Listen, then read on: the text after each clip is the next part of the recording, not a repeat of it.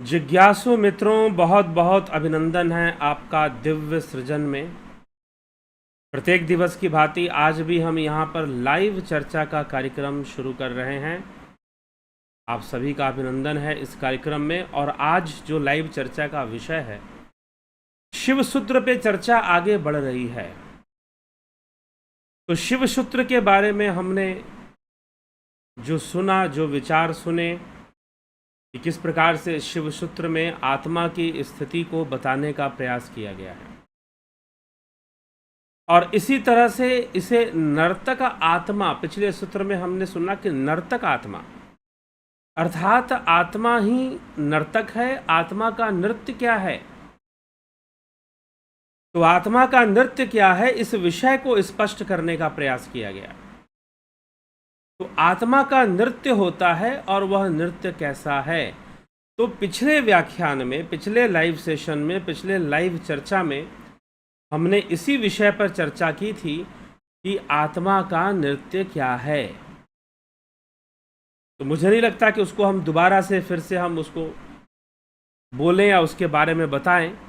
वास्तव में जगत में जो कुछ भी हो रहा है वह सब उसी आत्मा की अभिव्यक्ति है, ब्रह्म की अभिव्यक्ति है। तो सब कुछ उसी का है, उसी का नृत्य है। सारे चरित्र वो स्वयं ही खेलता है, सब कुछ वो स्वयं ही बन जाता है। तो सब कुछ उसी का है और उसी का यह नृत्य भी है। लेकिन कोई भी नाटक करने के लिए, कोई भी नृत्य करने के लिए ताकि लोग उसे देखें, कोई भी नाटक करने के लिए, कोई भी नृत्य करने के लिए क्या आवश्यक है? उसका आधार मिलना चाहिए। और आधार क्या है? रंगमंच, स्टेज।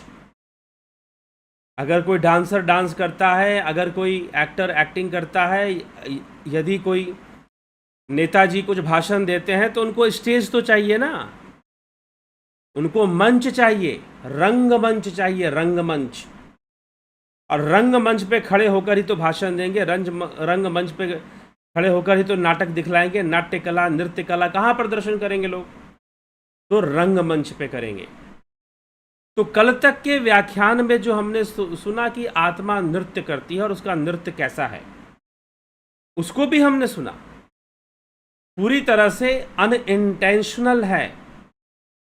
लेकिन आज हम विचार करेंगे कि नृत्य कैसा है। ये तो हो गया, लेकिन नृत्य कहाँ हो रहा है? रंगमंच पे होगा। तो आत्मा रूपी नर्तकी का रंगमंच क्या है? आत्मा रूपी नृत्यांगना का, आत्मा रूपी नर्तकी का रंगमंच क्या है? वह किस रंगमंच पर नृत्य करता है? तो आत्मा रूपी नर्तकी का रंगमंच क्या है और वो किस रंगमंच पर नृत्य करता है, इसी बात की चर्चा आज हम करेंगे। और यह सूत्र कहता है रंगो अंतरात्मा, रंगोन अंतरात्मा, अर्थात जो रंगमंच है वो स्वयं अंतरात्मा है। अब इस अंतरात्मा को हम कैसे समझे? इसकी भी दो अभिव्यक्तियां हैं, एक जीव रूप में है, एक ब्रह्म रूप में है। तो ब्रह्म रूप में तो वही सब कुछ है, जीव भी वही है, आत्मा भी वही है, ब्रह्म भी वही है, सब एक ही चीज हो गया। लेकिन जब बात नृत्य की होती है तो आत्मा का नृत्य कहां हो रहा है? कहां हो रहा है आत्मा का नृत्य? इंद्रियों के बीच में हो रहा है। तो आत्मा का नृत्य कहां हो रहा है? रंगमंच पे हो रहा है। वो रंगमंच कौन सा है? तो उस रंगमंच को समझने के लिए भी दो अवस्थाएं हैं, एक जीव की अवस्था है और एक ब्रह्मज्ञानी की अवस्था है। एक सिद्ध योगी की अवस्था है और एक जीव की अवस्था बनती है। और एक सिद्ध योगी की अवस्था बनती है, ब्रह्मज्ञानी की अवस्था बनती है। तो ब्रह्मज्ञानी के लिए रंगमंच, आत्मा का रंगमंच स्वयं आत्मा ही है। लेकिन इंद्रिय जगत में आत्मा का रंगमंच जीव भाव है, जो उसी की अभिव्यक्ति है। आत्मा का रंगमंच जीव भाव है। वह जीव भाव से आच्छादित होकर जीव भाव से ग्रसित होकर कई लीलाएं कर रहा है, कई कंप्लेन कर रहा है, कई बातें बता रहा है, कई शिकायतें हैं उसकी। लेकिन जो कुछ भी है उस आत्मा का रंगमंच धारण हम सब लोगों के लिए तो हम कहेंगे जीव भाव ही है, क्योंकि जीव भाव में ही तो सारे दुख सुख दुख जीव के लिए ला रहा है, कर रहा है, बहुत कुछ कर रहा है। ठीक है, सुख दुख और अनेकों भावनाओं को प्रकट कर रहा है।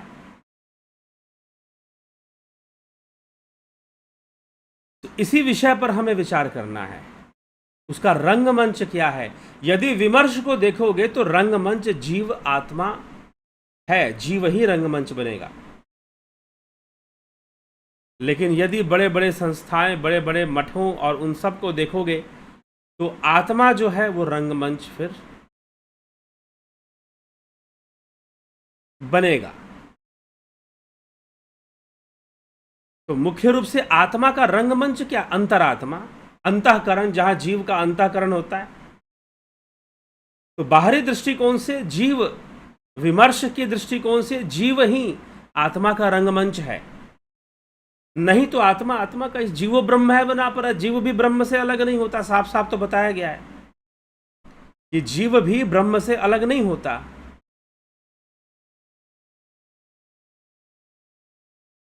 तो आत्मा का रंगमंच ब्रह्म ज्ञानी के लिए आत्मा ही है, अंतरात्मा ही है। लेकिन वैसे आत्मा का रंगमंच अंतःकरण है, मन बुद्धि चित्त अहंकार जहां पर है, जहां से कई अवस्थाएं बनती हैं, जागृत स्वप्न सुषुप्ति की अवस्थाएं बनती हैं, जागृत स्वप्न सुषुप्ति की अवस्थाएं बनती हैं। तो आत्मा का जो रंगमंच है वह क्या है? वो स्वयं आत्मा ही आत्मा का रंगमंच है, उससे अलग कुछ भी नहीं है। लेकिन जीव बोध में जीव रंगमंच बनता है। फिर जीव बोध में फिर जीव ही रंगमंच बनना शुरू कर देता है।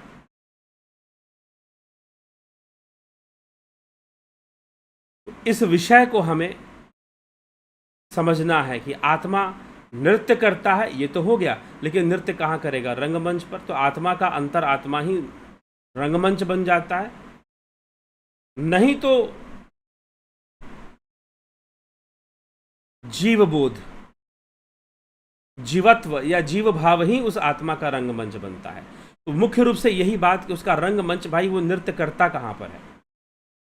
तो अंतःकरण में हमारे नृत्य करता है वो, ये हम कह सकते हैं।